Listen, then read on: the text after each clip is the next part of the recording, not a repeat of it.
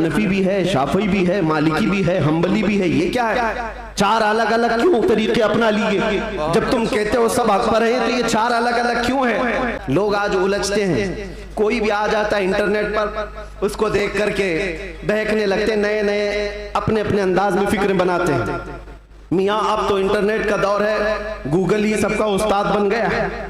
YouTube पर कोई भी लचकदार बातें करने लगे, उसके फॉलोवर हो गए। आप नौजवानों को एक सवाल बार बार ये आता है, हुजूर का दीन एक ही है, हुजूर का दीन एक ही है। हुजूर पाक सल्लल्लाहु अलैहि वसल्लम ने जो कुरान अल्लाह की बारगाह से हमें दिया है वो एक ही है। तो फिर ये बाद में आने के बाद तुम कहते हो चलो मान लिया सुन्नी सब हक पर है, फिर ये सुन्नियों में ये हनफी भी है, शाफी भी है, मालिकी भी है, हम्बली भी है, ये क्या है? चार अलग अलग क्यों तरीके अपना लिए? जब तुम कहते हो सब हक पर है तो ये चार अलग अलग क्यों है? हिकमत में आपको अर्ज करता हूं, मेरे गुफ्तगू से ताल्लुक ये टॉपिक अगरचे ना हो, लेकिन जो उन्वान से ताल्लुक रखने वाली बात है वो मैं इतनी अर्ज करके जाऊंगा। किसी और वक्त पर इज्तिहाद क्या है, मुज्तहिदीन कौन है, तकलीद क्या है और तकलीद कैसे होती है बात कर लेंगे। इसलिए कि बहुत सारे लोग आजकल सिर्फ इंजीनियरों को सुन रहे हैं, डॉक्टरों को सुन रहे हैं, प्रोफेसर को सुन रहे हैं। अरे दीन की तबलीग इंजीनियर क्या करेगा, ठाई लगाने वाला। जिस तरह से यहाँ से रफू चक्कर होकर के कई लोग जा चुके हैं, ऐसे ही नंबर आता रहेगा।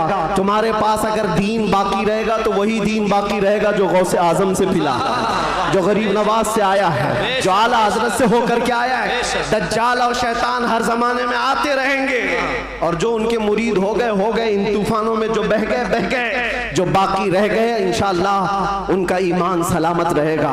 हुजूर पाक सल्लल्लाहु ताला अलैहि वसल्लम, अब सुनिए, सहाबा इकराम रिज़वानुल्लाहि अलैहिम अजमईन ने हुजूर को देखा और उसके बाद अपने बाद आने वालों को बताया हुजूर की तारीख, हुजूर की सीरत। इमाम आज़म अबू हनीफा नमाज पढ़ते हैं, एक बार हाथ उठाते हैं और फिर उसके बाद नमाज में कभी हाथ उठवाते नहीं, रुकू के बाद नहीं।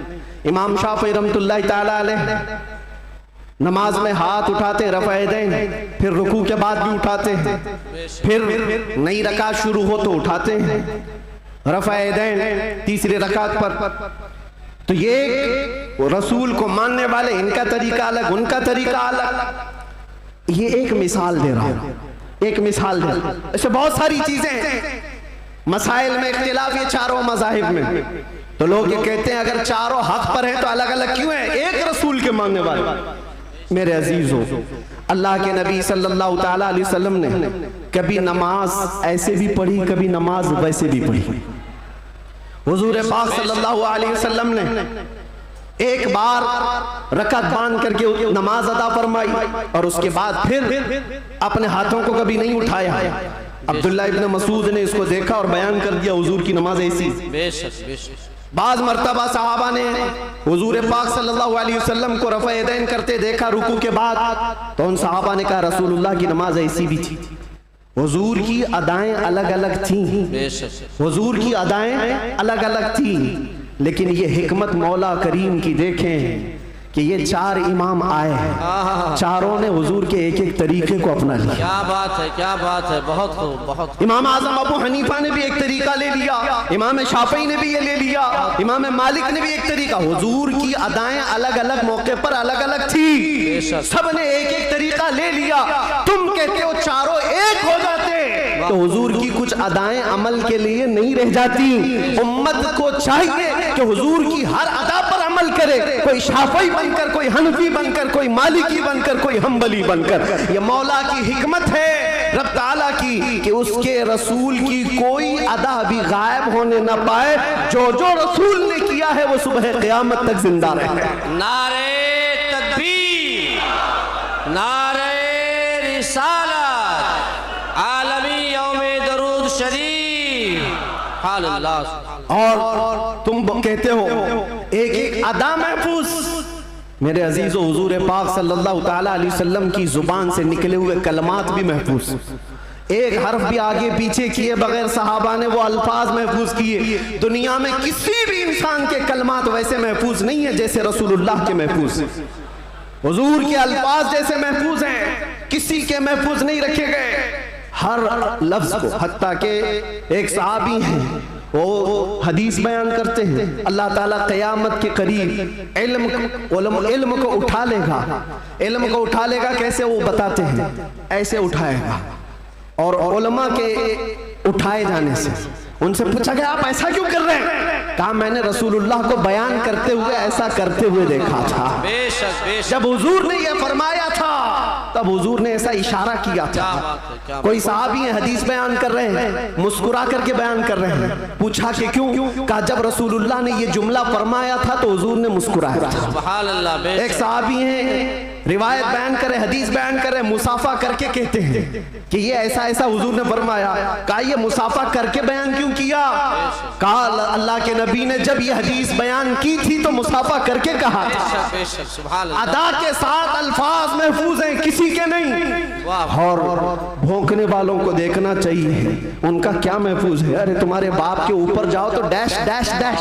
बहुत अच्छे, पता ही नहीं बहुत बेशक। क्या खबर है? हक है। बहुतों को इनको पूछो तुम्हारा दादा कौन है? हो सकता है दादा तक तो चले जाएं पर दादा नहीं मालूम। लादरी हा लादरी, क्या बात। उसके ऊपर नहीं पता, तुम्हें तुम्हारी नसब से नहीं पता और हुजूर पाक सल्लल्लाहु अलैहि वसल्लम के मुतालिक बात करते हो और तुम्हें पता है अल्लाह के नबी सल्लल्लाहु ताला अलैहि वसल्लम का नसब बाप से, दादा से, परदादा से, उसके ऊपर से नहीं। मैं गिनाता हूँ, हजरत आदम अलैहिस्सलाम को अल्लाह ने रूए जमीन पर भेजा। आदम अलैहिस्सलाम की पेशानी में मेरे मुस्तफ़ा का नूर रखा। आदम अलैहिस्सलाम की पेशानी से नूर मुस्तफ़ा मुंतकिल होकर उनके बेटे हजरत शीस अलैहिस्सलाम के पास आया। हजरत शीस अलैहिस्सलाम के बेटे थे यानिश, उनके पास आया। यानिश से कैनन में आया, कैनन से महलाइल में आया, महलाइल से यरद में आया, यरद से इदरीस अलैहिस्सलाम की पेशानी में मेरे मुस्तफ़ा का नूर आया। इदरीस अलैहिस्सलाम से लामिक में आया, लामिक से हजरत नूह अलैहिस्सलाम की पेशानी में आया। हजरत नूह अलैहिस्सलाम से उनके बेटे थे साम, उनके पास ये नूर मुस्तफ़ा आया। साम से अरफक्षज में आया, अरफक्षज से शालिख में आया, शालिख से ऐबर में आया, ऐबर से फालिख में आया, फालिख से राऊ में आया, राऊ से सारूह में आया, सारूह से राहू में, राहू से नाहूर में, नाहूर से तारुह में और तारुह से सैयदना इब्राहीम अलैहिस्सलाम में मेरे नबी का नूर आया है। ये मेरे आका का सफर बता रहा हूँ, नसब बता रहा हूँ। इब्राहीम अलैहिस्सलाम की पेशानी मुबारका से ये नूर मुंतकिल होते हुए सैयदना इस्माइल अलैहिस्सलाम के पास आया। उनके बेटे थे नाबत, नाबत से यशजब में आया, यशजब से यारब में, यारब से तैरह में, तैरह से मुक़व्विम में, मुक़व्विम से उदद में, उदद से अदनान में, अदनान से माद में, माद से नज़ार में, नज़ार से मुदर में, मुदर से इलियास में, इलियास से मुदरिका में, मुदरिका से खुज़ैमा में, खुज़ैमा से किनाना में, किनाना से नदर में, नदर से मालिक में, मालिक से फहर में, फहर से गालिब में, गालिब से लुई में, लुई से काब में, काब से मुर्रा में, मुर्रा से किलाब में, किलाब से खुसई में आया, खुसई से अब्दे मुनाफ में आया, अब्दे मुनाफ से सैयदना हाशिम में आया, सैयदना हाशिम से सैयदना अब्दुल मुत्तलिब में आया, सैयदना अब्दुल मुत्तलिब से सैयदना अब्दुल्लाह में आया, सैयदना अब्दुल्लाह से बीबी आमिना के पेट में आया और 12 रबीउल अव्वल 20 अप्रैल को इस दुनिया में वजूद पजीर हुआ। नारे तकबीर, नारे रिसालत, आमदे मुस्तफ़ा, आमदे मुस्तफ़ा, आलमी यौमे दुरूद। अल्लाह मुफ्ती साहब क़िबला, जिसके दादा का नाम बताना हो वो इतने लंबे शजरे पर सवाल उठा है, जिसका हर बाब महफूज। कुरान कहता है वह तक़ल्लुबका फ़ी साजिदीन। मैं उनसे भी कहता हूँ जो दिल में बुग़्ज़ व अदावत रखते हैं और चेहरे पर मुसलमान बने फिरते हैं। मेरे आका को कहते हैं उनके माँ बाप काफिर थे, ये आज भी किताबों में लिख मारते हैं। इनको हुजूर पाक सल्लल्लाहु अलैहि वसल्लम के वालिदैन पर भी सवाल है। वालिदैन करीमैन इमाम जलालुद्दीन सुयूती रहमतुल्लाहि तआला अलैह ने पूरी किताब लिखी है अत्तादीम वल मिन्ना फी अन्ना अबवै रसूलिल्लाहि फिल जन्नह। हुजूर पाक सल्लल्लाहु तआला अलैहि वसल्लम के वालिदैन का ईमान साबित करते हुए पूरी किताब उन्होंने लिखी है। और मैं ये अर्ज करता हूँ मेरे अजीजों, कुरान कहता है ऐ नबी हमने आपको हमेशा सजदा करने वालों में रखा है। व तक़ल्लुबका फ़ी साजिदीन, सजदा करने वालों ने आपको मुंतकिल किया है। और अल्लाह के नबी सल्लल्लाहु अलैहि वसल्लम फरमाते हैं इन्नल्लाह खलक़ल खल्क़ फजअलनी मिन खैरिहिम। अल्लाह ने पूरी मखलूक को पैदा किया और मखलूक में जो सबसे बेहतर थे अल्लाह ने उसमें मुझे पैदा किया। सुभान अल्लाह। जो सबसे बेहतरीन खानदान था उसमें हुजूर को पैदा किया। जो सबसे बेहतरीन घर था हुजूर को उसमें पैदा किया। रसूल पाक सल्लल्लाहु ताला अलैहि वसल्लम के नसब के सिलसिले में मेरे अजीजों यहाँ बहुत तवील गुफ्तगू करना नहीं है। आज मौलूद मुस्तफ़ा है इसलिए शजरे मुस्तफ़ा मैंने अर्ज किया। और मेरा ये विजदान है हुजूर के आबा व अजदाद आदम अलैहिस्सलाम तक ये जो मैंने बयान किया इब्राहीम अलैहिस्सलाम से लेकर के ऊपर तक बल्कि अदनान से ऊपर तक उनमें अगरचे रिवायात में इख्तिलाफ है, लेकिन मैंने जो सही सीरत मुस्तफ़ा की किताब सीरत इब्न हिशाम में मौजूद वो शजरा आपके सामने रखा। शजरे और भी बहुत हो सकते हैं, मैंने आपके सामने बरकत के लिए रखा। और ये मेरा गुमान है कि इन नामों में अल्लाह इतनी बरकत अता फरमाता है कि साल भर तक अल्लाह हमें बलाओं से महफूज भी फरमाता है।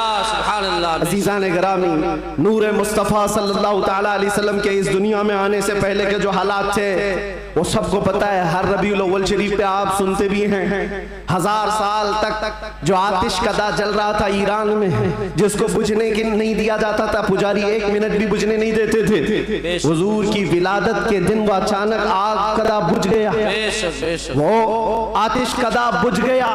सब हैरान थे कि अचानक हुआ क्या है। और बुहैरा सावा समावा 2 नदियां हैं जिनके मुतालिक आ गए। एक नदी ऐसी है कि जो कभी नहीं सूखी, वो सूख गई एक ही दिन में। एक नदी ऐसी कि जो कभी पानी उसमें आया ही नहीं था, सूखी रहती, वो अचानक भर गई। और किसरा बादशाह के महल में जलजला आ गया था। फारस का बादशाह जिसके महल में जलजला आया और दीवार फट गई और उसके कंगोरे गिर गए। उसने सारे नजूमियों को बुलाया और पूछा मेरा किला इतना महफूज कि 1 लाख लोग मिलकर उसे तोड़ ना सके। हमने इस तरह से उसको मजबूत बनाया था, हुआ क्या है मेरे किले के अंदर? ये जलजला कैसे और ये दीवार कैसे? नजूमियों ने हिसाब किताब किया और उसके बाद बादशाह से कहा आई नई हुकूमत, सिक्का नया चलेगा।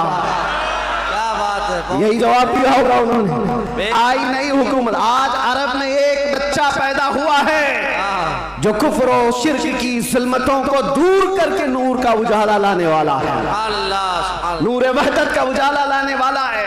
और फिर उन्होंने यही कहा होगा आई नई हुकूमत, सिक्का नया चलेगा, आलम में रंग बदला सुबह शबे विलादत। और उस जलजले पर बात याद आई है, मैं आपको बताता हूं। फारस में ये किला था बहुत बड़ा और बादशाह किसरा वो बैठा है और जलजला आया, दीवार शक हो गई। जलजला किस दिन आया? हुजूर की विलादत पर। आज भी कई लोगों के दिलों में भी जलजला आता है। क्या बात है, क्या बात है, बहुत जलजला आता है। बेशक बेशक। जब हुजूर की विलादत का जिक्र करे हिलने लग जाते, वो जलजला आता है। लेकिन तुम्हारे दिल के अंदर जलजला आने से हमें कुछ फर्क नहीं पड़ता, बेशक बेशक कुछ फर्क नहीं पड़ता। इसी जलजले को आला हजरत ने क्या फरमाया जानते हो? हश्र तक डालेंगे हम पैदाइशे मौला की धूम, मिस्ल फारस नजद के किले गिराते जाएंगे। बेशक बेशक, मिस्ल फारस नजद के किले गिराते जाएंगे। या रसूल अल्लाह, या रसूल अल्लाह, जिंदाबाद जिंदाबाद, आला हजरत, आला हजरत। आपको मैं ये बात जरूर अर्ज करना चाहूंगा, हुजूर पाक सल्लल्लाहु ताला अलैहि वसल्लम के आने के वक्त अगर ये हालात बदले थे, इनकलाब था, हुजूर की आमद से पहले अरब में जो हमेशा सहरा से जूझ रहा होता है, सूखेपन से, हरियाली आ गई, बारिशें आ गई। उस साल जिस साल मेरे नबी की विलादत हुई, क्या बात है, ये अजीबो गरीब चीजें अरब वालों ने देखा भी और लिखा भी और महफूज भी रखा। पूरी दुनिया में हो क्या रहा है पता ये चला जब नबी पाक सल्लल्लाहु अलैहि वसल्लम की आमद हुई थी तो पूरे दुनिया में एक इनकलाब आया था। इनकलाब आया था, देखने वालों की निगाहें देखी थी। आज मेरा विजदान ये कहता है जब कभी सच्चे इश्क और मोहब्बत के साथ हुजूर की कोई आमद की बात करता है तो इनकलाब आता है। बेशक बेशक, उस इनकलाब का असर आज भी मौजूद है। इनकलाब आता है।